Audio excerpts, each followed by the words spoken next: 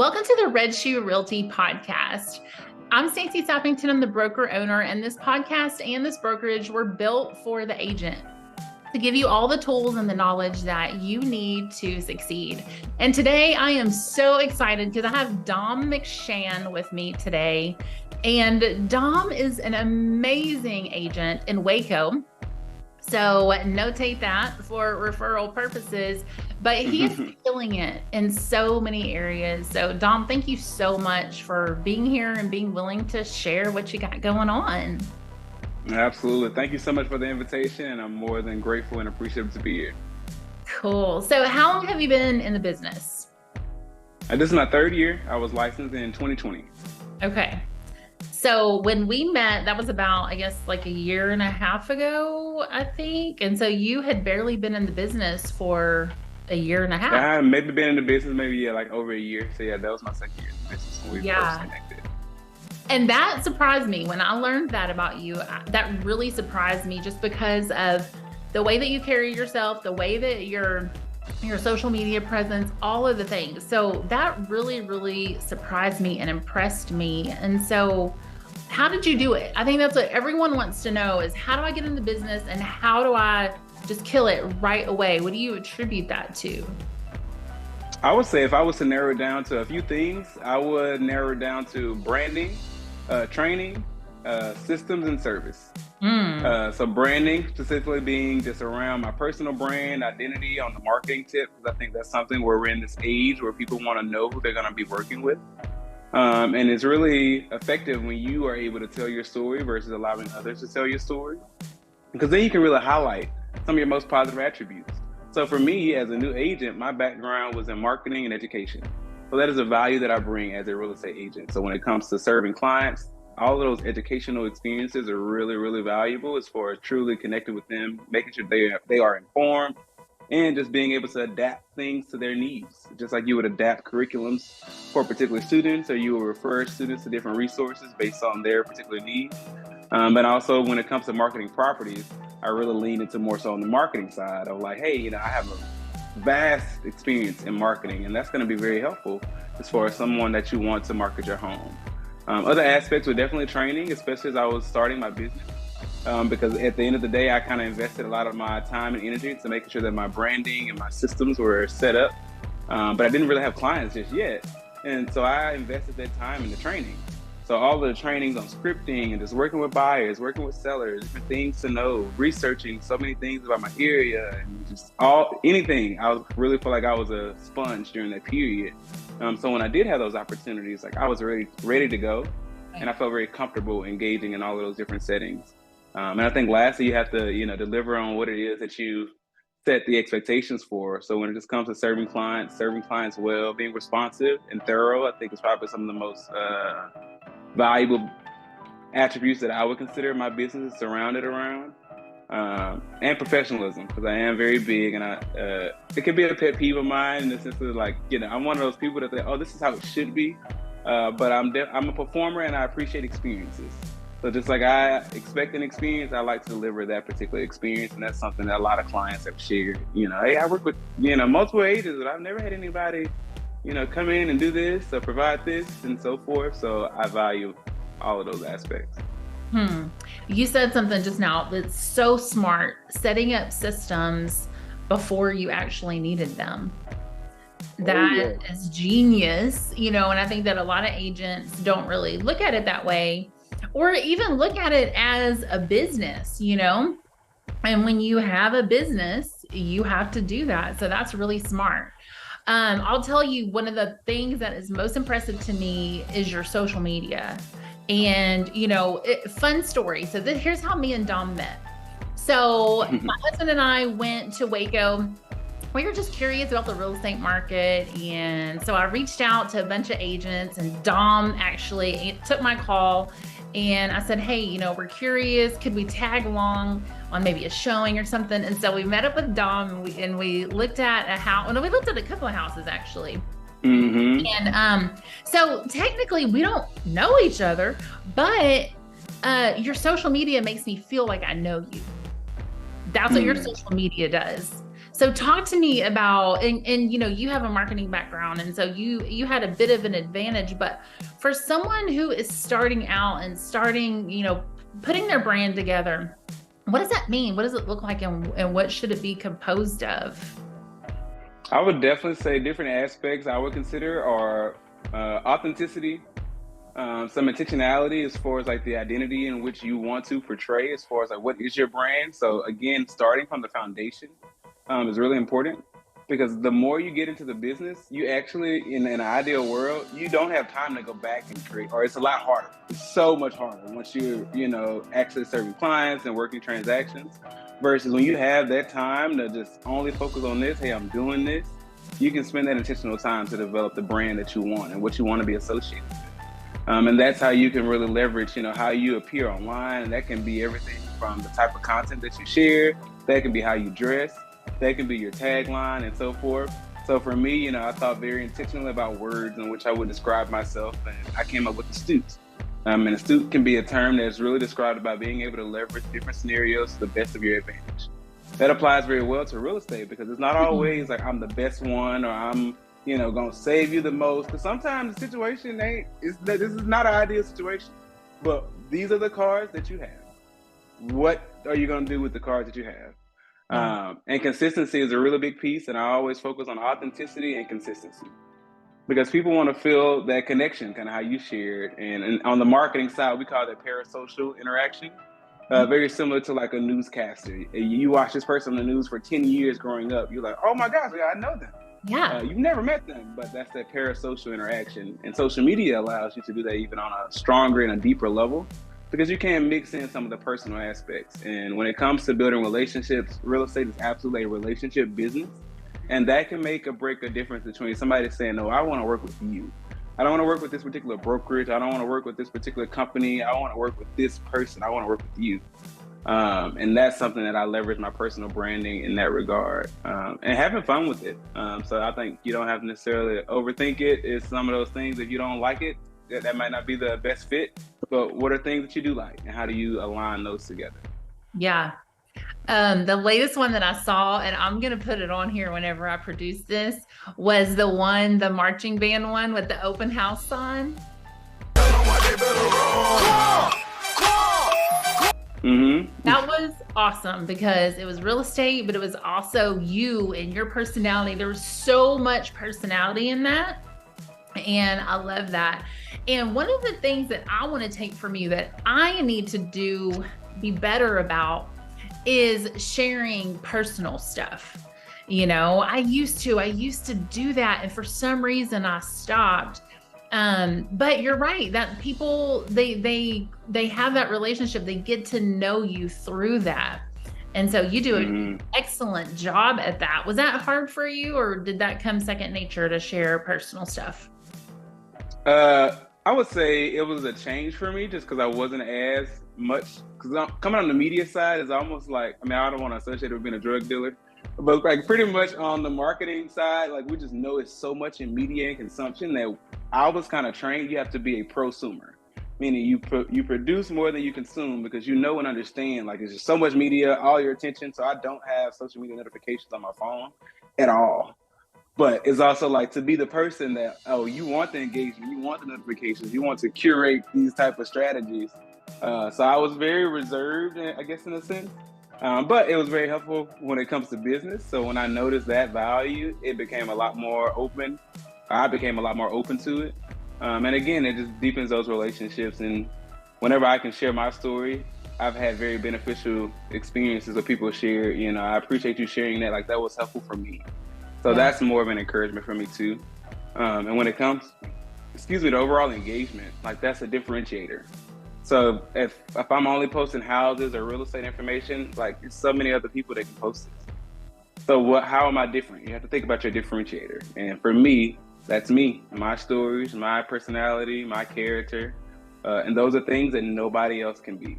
Right. So if you're going to be somebody, be yourself. And that's a great way to set yourself apart, because nobody else can be you.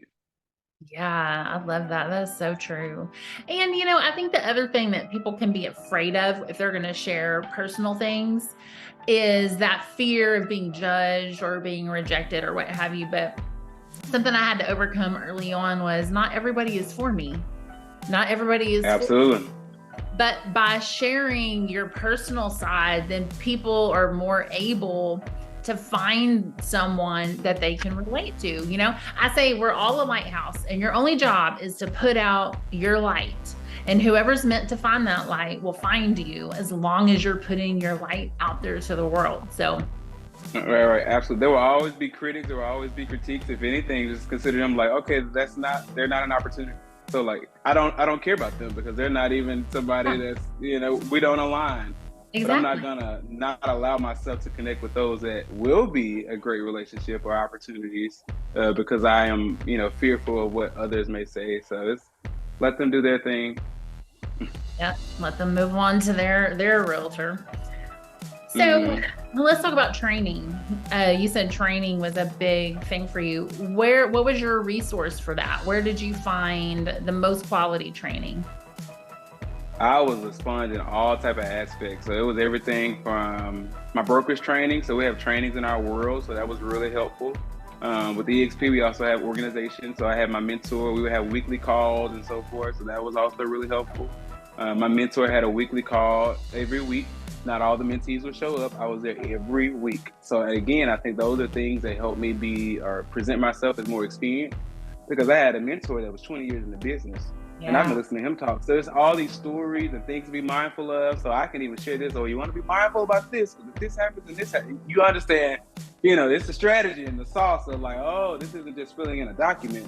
Now I understand these are some of the potential risks and outcomes of these potential decisions. So when you're able to speak and share that with a lead or a client, that just shows value. You just, again, you appear more knowledgeable.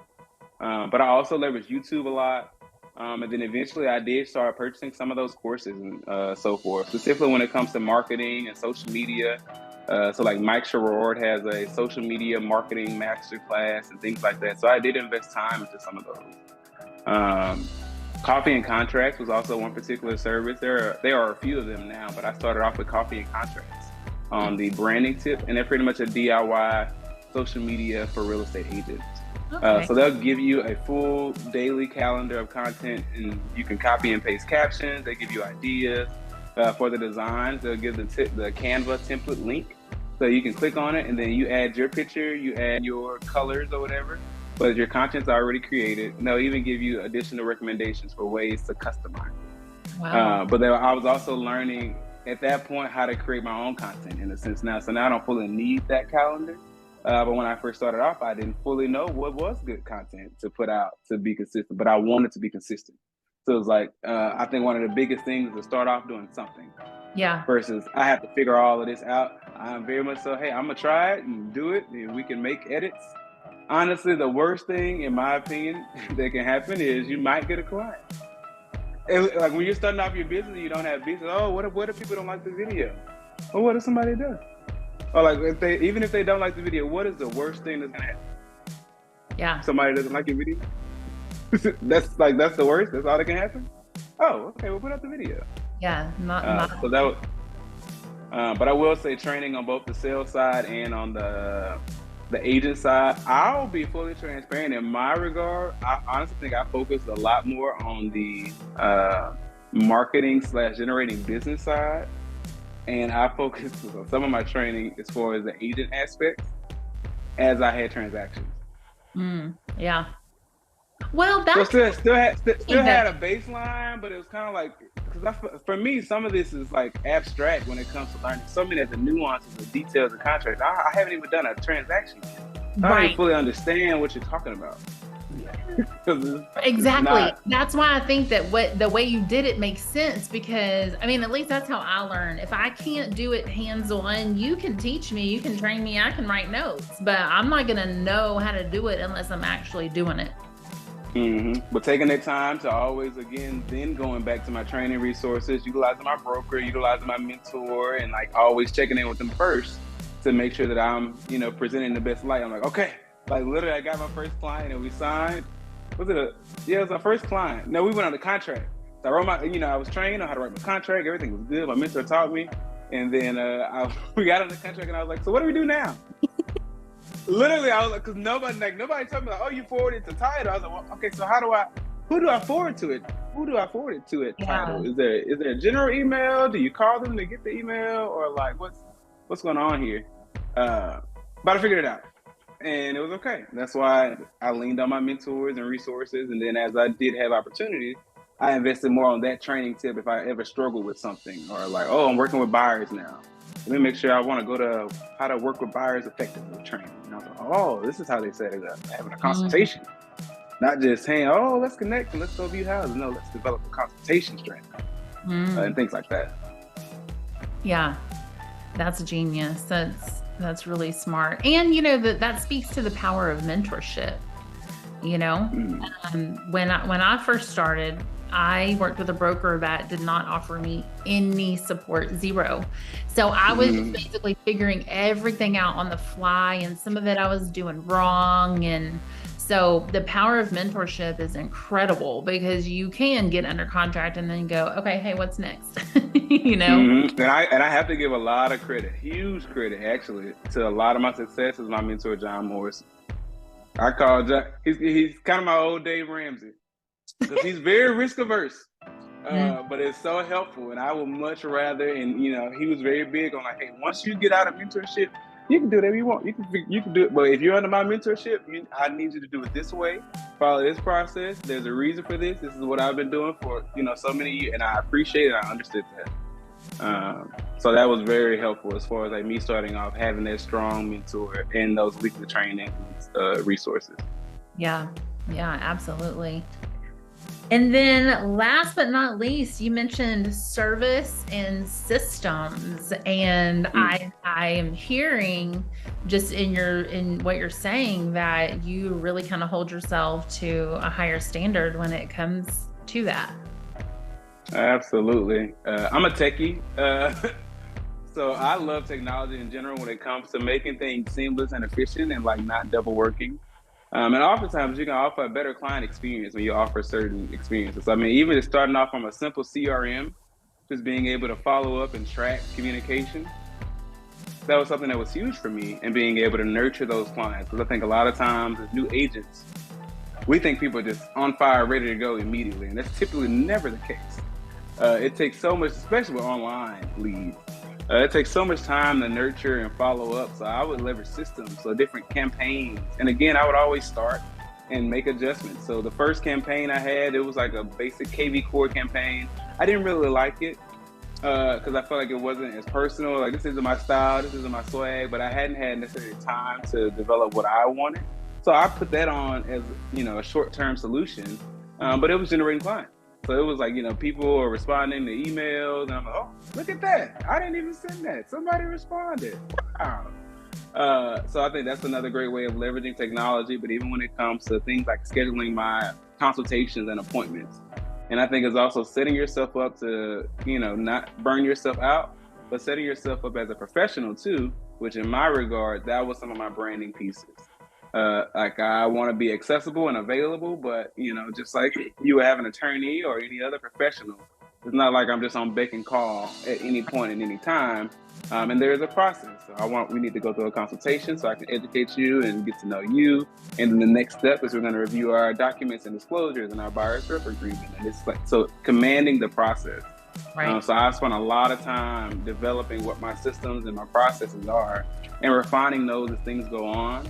And I think that has positioned me to have a more professional appearance, and it literally allows me to grow and scale the business. And I think that's some of the biggest things when it comes to systems is you can't think about yourself right now. So you can remember what's going on with 3 or 4 people, but you may have 40, 50 people that you're trying to keep up with. And that's very much so different. So I got to have notes, and I'm putting everything in my CRM. So if I ever, you know, if I start making follow-up calls, I'm like, who is this person? And people can contact you years later. I've converted leads. It's been a year or 2 later. And I was like, how do we even? I was like, oh, we connected on some this. Okay, got it. But I had those notes and so forth. Right. So now I can recall that. And they're like, oh, you remember that? I was like, yeah, you mentioned, you know, your grandson was going to college. Like, how's that? Like, again, those are those relationship pieces that really matter. Yeah, that's golden. That is golden.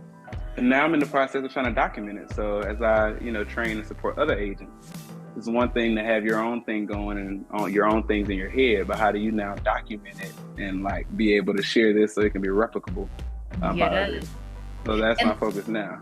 And I would guess that through that, you probably polished up some things, right? I have. When you turn around I found that when I started my brokerage is teaching it to someone else and passing a system along to someone else really helped me refine it.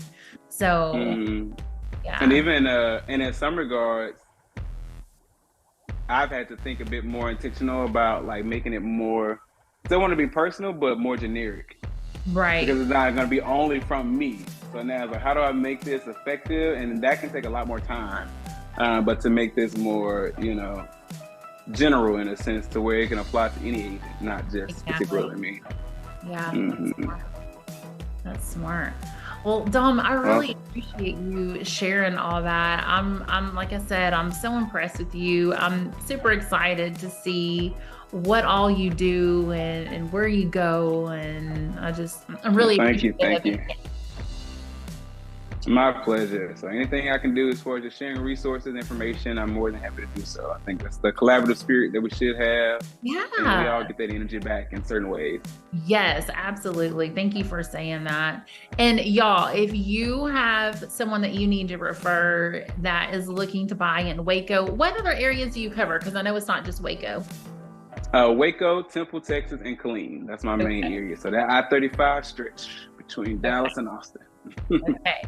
So if you've got somebody in that area, I'm sure you can see why I just love Dom. So if you've got somebody in that area, get in touch with Dom. He'll take great care of them. And thank you again, Dom, for being here with me.